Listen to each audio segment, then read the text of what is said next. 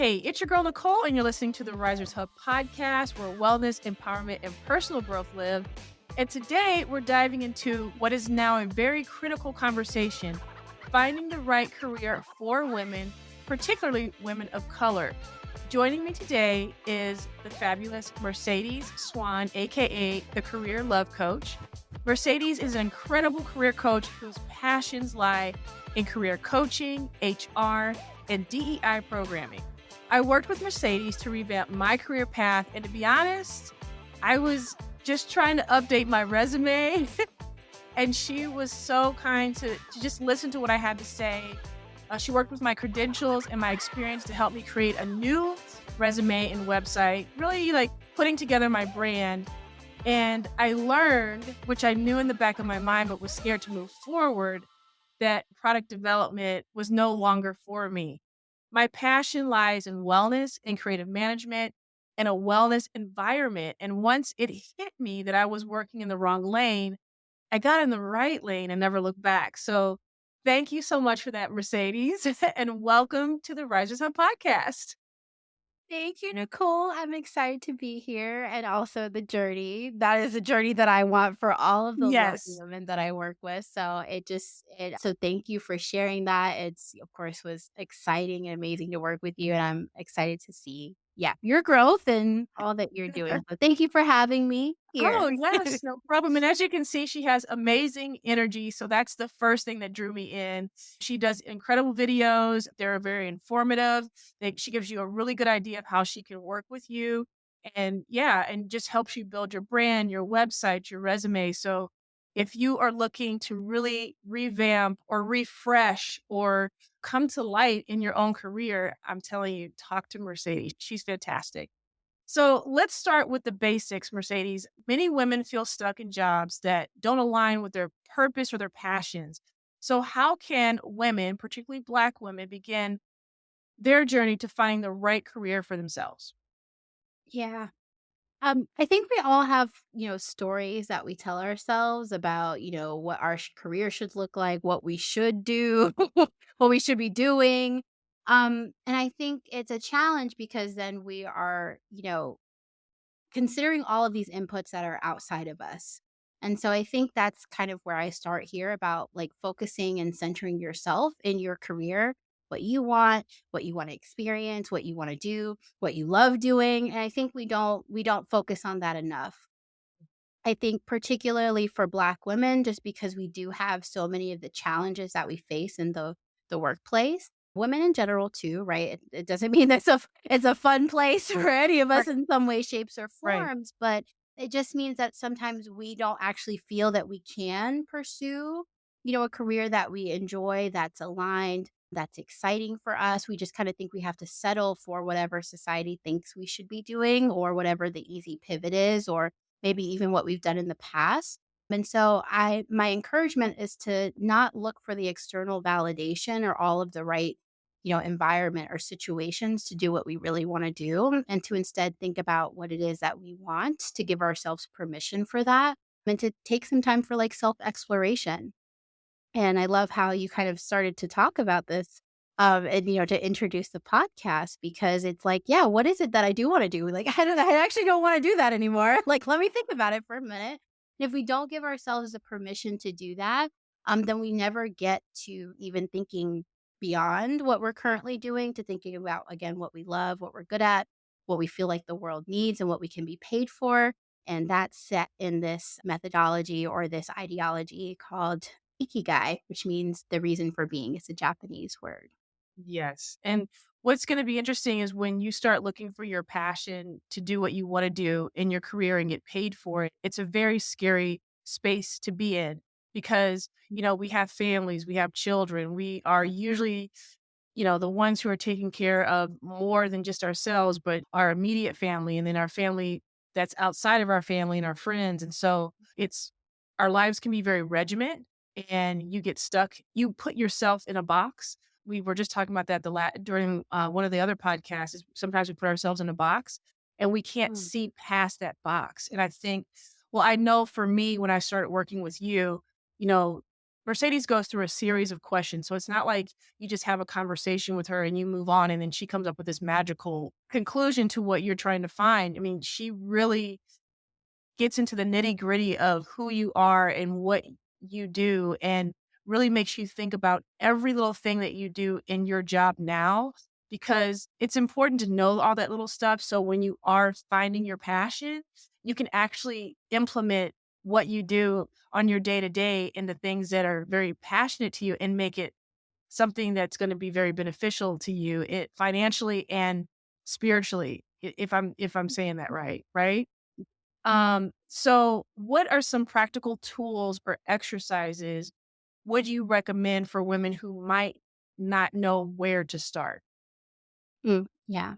So I feel like the one that I use, and it's not proprietary to me, right? It's kind of something that we use out there in the industry, whether you call it career coaching or, career counseling, is that Ikigai method. Some people call it the sweet spot, but the way that I host or hold that with my clients is to have a massive brainstorming session where I do dig in with those Yeah. questions and I do have a They're hard trainer questions too. They're not understanding. nothing to play with.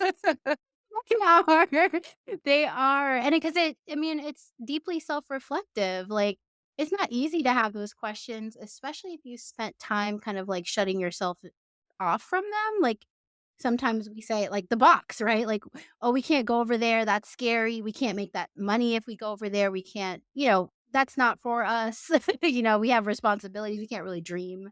Mhm. And so those are those things, and I think the powerful thing about doing an Ikigai exercise is it kinda opens you up for the possibility, right? Like, you have to be uncomfortable or comfortable talking about your dreams and what you really love, to have to discover. So I would say if you have the opportunity go do the Ikigai exercise. There are tons of videos and resources out there on the internet. I have some as well that you can go watch. But I would also say the other thing is taking some personality inventories. Mhm. So there are definitely career inventories. Some of them are out there for free. One of the things that I love doing is taking like personality tests that sometimes you can take your personality test, whether that's your Myers Briggs or your DISC assessment, maybe even your Gallup strength test. I'm sure the Enneagram, I think I'm saying that right. There's just Yes. a variety of different tests that you can take out there and to go say, what are career paths for individuals? And that kind of opens you up to maybe explore things that you've never seen before, as well as research. So if you like, "Oh, I love doing this," like, I love wellness, right? Well, what are wellness, career paths that And I can pursue? And it's just kind of learning more. Yeah. exactly. And part of my RISE theory is research. That the R stands for research. And again, she named the DISC method, personality test, and spell Ikigai for us. Oh, Ikigai. Thank Okay, you. so And there's I'm a gonna book for that. Okay, Yeah. perfect. So I'm going to have all this on my website so you guys can download it and see what we're talking about. But this is also part of researching yourself, finding what is going to work for you, your passions, your values. And she's telling you that you can actually take those values and take those passions and put it into your career path. So that's why I love talking to Mercedes. So for our listeners, take a moment to think about those mentioned areas and where do they overlap for you? And what insights come to mind for you? So that's an open-ended question for the listeners out there. Now we're going to move into what exactly do you do to help women find careers that they love? Like I know I found you just by searching career coach and watching a few of your videos, and then from there we had a conversation, and then we did I think an assessment, and then we moved into what I was looking for and how are you going to help me. So kind of Mhm. break down what you see for someone ideally who doesn't know where to start and they're looking for someone like you. Yeah, so that's a great question. So I always say that like we are in some way are attached or connect with somebody else, right? So you said, Nicole, like you reached out to me because you like my energy and you like my content, right? And so I would say like start by asking the questions that you have and find the answers for them on the internet because the person that you're meant to work with is probably answering those somewhere on the internet. Right. And a lot of people find me because of my HR content, right? They like how I talk about HR. They feel like other content creators don't talk about it in this way, and it's sufficiently detailed for them. So they want to come talk to me. And that's, I think, true. So if you just go out there, you start to do the research, the exploration, I think you will find your person. But for me in particular, I know that a lot of my ideal clients, they want to do what they love, but they feel like there's too many barriers to do that. And so that's a lot of my content. That's a lot about what I talk about. And so I feel like in that, my role is to help Black women tap into their passion, right? And then also, after they've tapped into it, understood, connected to it, whatever that looks like, looks different for Right. everyone. But, to then say, okay, what is the mindset that I have to build or the confidence that I have to build to feel like I can actually go for it? And so I like to say that, like, often people think that they're here for me to help them with their resumes, but I'm not. I'm here to help them see themselves in the way that would allow them to feel comfortable with this resume or to apply for that dream job or to even go for it in the first place. And then once they feel comfortable with that, helping them with a strategy, whether that's job search or maybe they're building a business or, just however they choose to really like move forward with that, giving them the resources and the tools to do that. So one thing about me is that I mentioned this, we all have different stories that we tell ourselves. We all have different belief systems about why we can't do something. And so I'd like to meet each of my clients where they are. Like, what are you currently feeling? What do you feel like are your boundaries or, your pitfalls or, blocks that you can't move forward with, whether that's mindset or career wise. And like, let's create a strategy around that. So I think at the end of the day, I listen and I say, Oh, what yeah. is it that you need where you are? And like, let's build a coaching program or resources that are going to help you be able to do that. So that's my not, not succinct way of saying what I do, but that I love doing it each day. So I like to say maybe the most succinct way of saying that is Black woman bliss. Like that is what I want each person, each Black woman who comes to work with me to experience. That is what I would say. Yeah. Yeah. I didn't feel bliss. Well, maybe afterwards. That's so you know I'm playing with you. You know I'm playing with you. Yeah.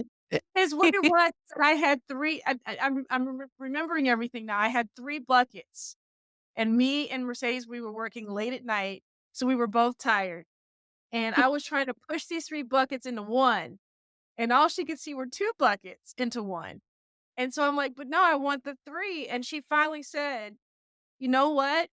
The reason why the career that you're looking for isn't working for you is because you're trying to push these 3 into 1, where this one will work and this one will work, knock out that 3rd one."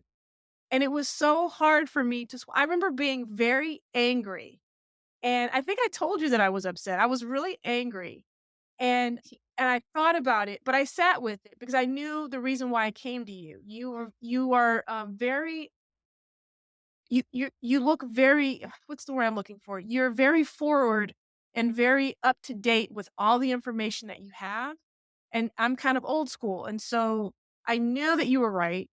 I didn't wanna hear it, but I knew you were right, so I had to sit with it, and once I got rid of that 3rd bucket and said, "Okay, this is what I'm gonna do," you were so gracious to, like, put all these notes together for me, and I went in there and I printed it out, and I mean, it took me days, but I was like, "I'm not looking at that piece of paper. I don't wanna do this." And then I finally, like, put my big girl panties on and was like, "Okay." And I sat down and I read everything, and I went through it verbatim, and then I sent her what I fixed 'cause we were working on my resume and my website, and you were Mm. just like, "Oh my god, that's exactly what I've been wanting to do." You got it. I'm a little stubborn, I'm a little hard-headed. Yes. Yeah, I mean, I know this is I don't know. I didn't mean don't have the angry people on the internet come find me, like, that's not what I want, but, like, it's It's if good somebody anger. gets angry at me yes, if it's good anger, right? If, like, Yeah. you get angry at me, but you ultimately get to where you need to be, like, "Hey, let's do Yes. this," like, "Let's do this," so, yeah, Yes, I and usually appreciate you. yeah, and usually the anger is you're really angry at yourself because you don't wanna hear it. Like, you know it's true, but you don't wanna hear it. So, I just I think you're incredible. So, anyway, So you. what would someone do if they're looking to, refresh their career or move into a new career, but they cannot afford a career coach? What are some steps they could take? Mm. Yeah, so I mentioned it a little bit earlier, right? That people will say, like, oh, I can't afford to get my resume done, or I can't afford to get interview coaching.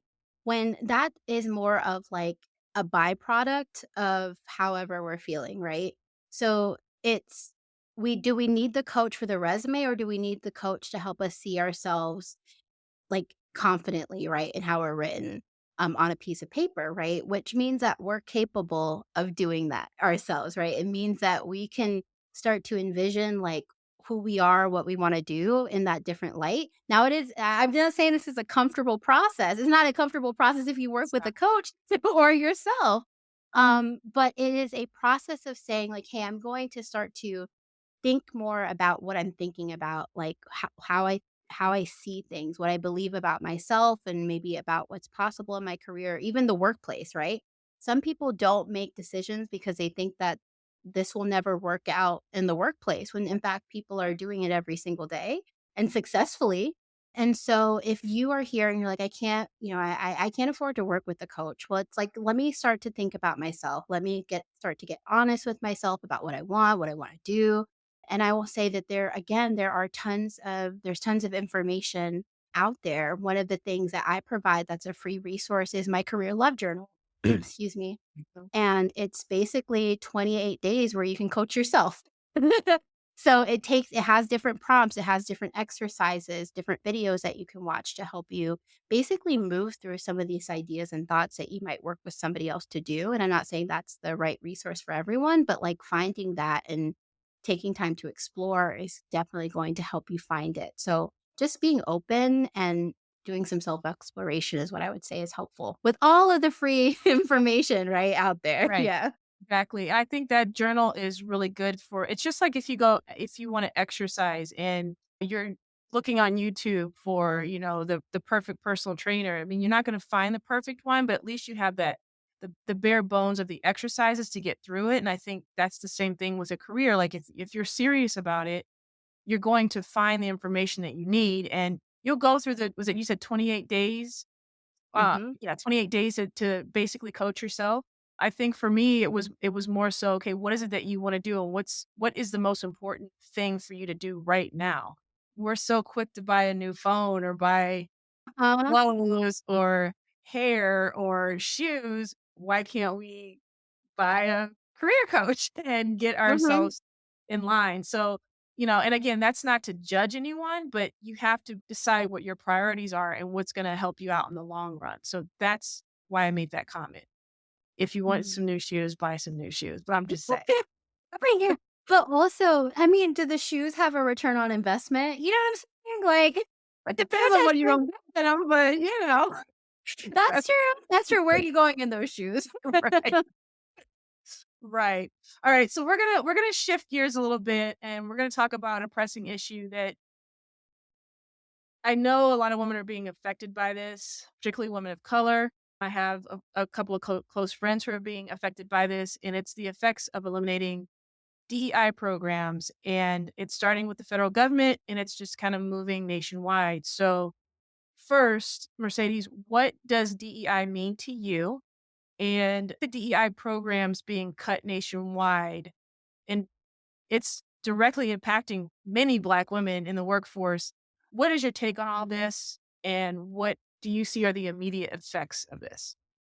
Yeah. So I always say that DEI is about opportunity. And I feel like in our climate and our context, like it's been taken, it's been taken every way, but usually accurate, right? And what it really means. And a lot of people have taken DEI to say it's like a punitive thing, right? Where it's like, okay, if I give something to somebody, somebody else has less. And I think the exciting thing of true DEI is that we're giving each person the resources that they need so that they have the opportunity to be engaged, right? The opportunity to be considered, the opportunity to be seen as who and as they are. And so the diversity piece is that each individual is diverse. And I think that's one of the biggest pieces is that people are like, oh, well, DEI is only for people of color or DEI isn't for non people of color, right?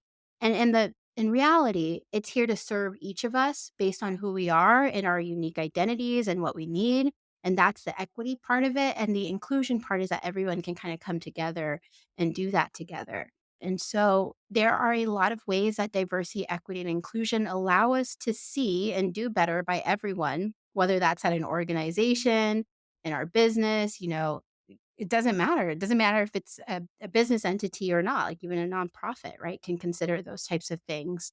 And so I think that the impact, the not tangible impact of no DEI means that we don't get to see each other. We don't really get to consider Right. those different elements of who we are. But I think the operational or the financial impact is that it's going to be harder to like fund those and really do those with intention because we're not allowed to we're not allowed to say DEI. We're not allowed to think about that as a framework for how we show up and treat others. And I think it's a lot of nuance in there, but for, being concise as I can, I think that's where we are, unfortunately. Yeah. And I also, when I think of DEI and I think of how it's affecting, some of us out there, I also think about how the most educated person in America is a Black woman. Mhm. So if it is truly, okay, we're going to, hire this person purely on their talent and their expertise, then it's easy for us to say, oh, okay, well, we won't worry about it because we're the most educated. But DEI, like you said, it's a way to see us and to see our differences. So I hope that if they're getting rid of these programs, that people who are in these particular positions to hire, that they don't forget DEI. I just don't want to see I just don't want to see us lose our jobs simply because of the color of our skin. I just think that's an issue. So, and and our country will miss out on a lot if that's the We will. case. So yeah. So for women whose jobs may be affected by these cuts, what should their first steps be, or what should their next steps be, in your opinion? Yeah. I mean, I think in many ways, no matter, honestly, whether we're a woman or not, were impacted by these cuts, right? So, we like to, there's been this terminology of the DEI hire out there, and that's, Black people. But the reality is that, one of the some of the individuals with the biggest benefits of DEI has been white women, right? And it's because of workplace culture, right? Which is, primarily male run, right? And so it's these opportunities to allow again, the opportunity to exist, to be fairly considered, right? And if we don't have programs that are connected to DEI, then we're not able to really help those individuals be receive the resources that they should be receiving. So I will say for me, in my personal experience, one of the things that people might call a DEI program is leadership and development for women, right? Having programs that teach us about, how to be a great leader, what are leadership skill sets, how to effectively lead diverse audiences, right? And that allowed me to move into management, right? To be fairly considered based on my background and experience and what I've learned so that I could be promoted. And if those types of opportunities weren't made available, I may not have ever been able to move into management. And that's a reality for many women who are choosing and wanting to grow their career, right? The resources just aren't there. And because other individuals have access to those resources, they're better able to navigate those. So again, we're providing resources, not taking away resources so that people can get what they need. And if we layer in, the elements of bias and how women of color and Black women are perceived, that adds additional barriers that we need to navigate successfully, which again, those resources can help. And so I think, unfortunately, we may see less women moving into management. May see less women receive promotions because they just don't have the support because those programs aren't going to be able to be funded and they won't be able to be represented. Yeah. So do you think this is a really good time for Black women to start creating their own paths? Yes. So, Weird questions yes. I asked anyway. No, no, I love it. I love it as a question.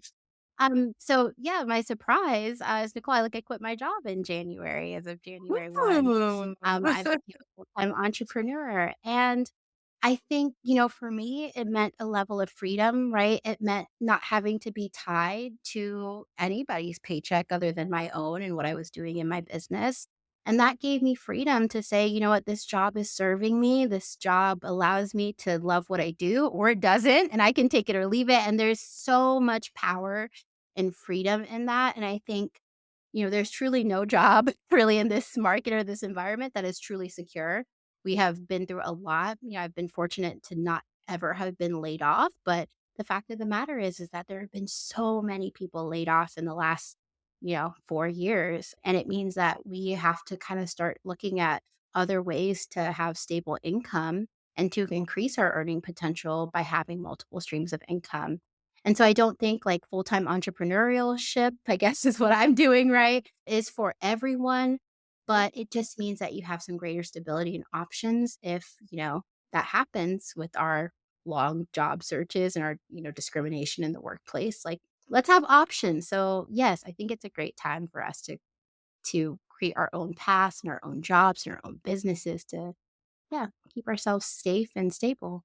And I think, if you're not sure what kind of opportunities are out there for you, or you really don't know what path to take or what your passion is, what I would always suggest, and Mercedes, please like chime in if you think I'm right or wrong, but I would play around with people who just need volunteers somewhere, maybe a nonprofit organization that you're interested in, and seeing how you can help there, and then getting your feet wet in areas that you want to try, but you're really not sure. So volunteer your time, and make the time, find the time, and connect with people that are in your network, letting them know like, hey, I know I'm doing this and this is how you guys see me, but I would really like to do that. And if you hear of anything or of anyone, connect me with that person. It's gonna take a little give and take and a little asking and being a little vulnerable and letting people know what you want to do. And I think that's the hard part for a lot of women, especially women of color, because it's like, no, you're here, you're right here. We only see you right here. And I think we need to like step out of that box and figure that out. What do you think? Yeah, I mean, I 100% agree. So I'm just going to add something to that, and that Please. sometimes undersell our skills, right? We think that what we have learned isn't really legitimate, that we can't, build a business or charge somebody else for that. And so we have opportunities to like grow our skills and gain additional experiences in ways that you're sharing, but we also already have a skill set that sometimes we don't see as marketable or a business skill. And really, really, a lot of times it is, so, yeah. And that's something that Mercedes is very good with, and this is part of all these questions I was telling you that she'll ask you that you have to answer, and she does it in a very unique way, because there are a lot of things that you probably undervalue when it comes to your career and the things that you do every day on your day-to-day job, that you have no idea could be valuable somewhere else and valued somewhere else, even if you're gonna do it on your own. I just remember putting that list together and how she was pulling things out of me. I came up with like 5 things and Mercedes comes up with 30, and I'm not kidding. It's just like, this is what she's working with to pull out of you so you can see yourself in a different light and you can grow into that light, into that path. So we talked about so much stuff in this podcast, and I really hope that women out there who are looking for their career path and looking for their passion, I hope you get something out of this, because there's something out there for everyone. No matter what they tell you in society or what you see on social media, there's something out there for everyone. So Mercedes, thank you so much for this valuable conversation and your time. I greatly appreciate you. Of course, this was great. It was good connecting and just learning and also getting, another perspective of, like, your journey, and, this was fabulous. Thank you, Thank Nicole. you. And everybody Yeah. who's listening, stay tuned for the next episode. And as always, keep rising. Okay, that's it. Hey, thanks for tuning in. To learn more about the Risers Hub, check us out at therisershub.com or follow us on Instagram at the Risers Hub. This podcast is meant for both education and entertainment purposes only. I am not a licensed therapist, so it's crucial to consult your physician, psychotherapist, or qualified health professionals. Until next time, and as always, take care and keep rising. If you're enjoying this podcast, I would like to ask you to please subscribe, like, and share. I mean, that's what they told me to say. So can you hook a girl up? Thanks. Bye.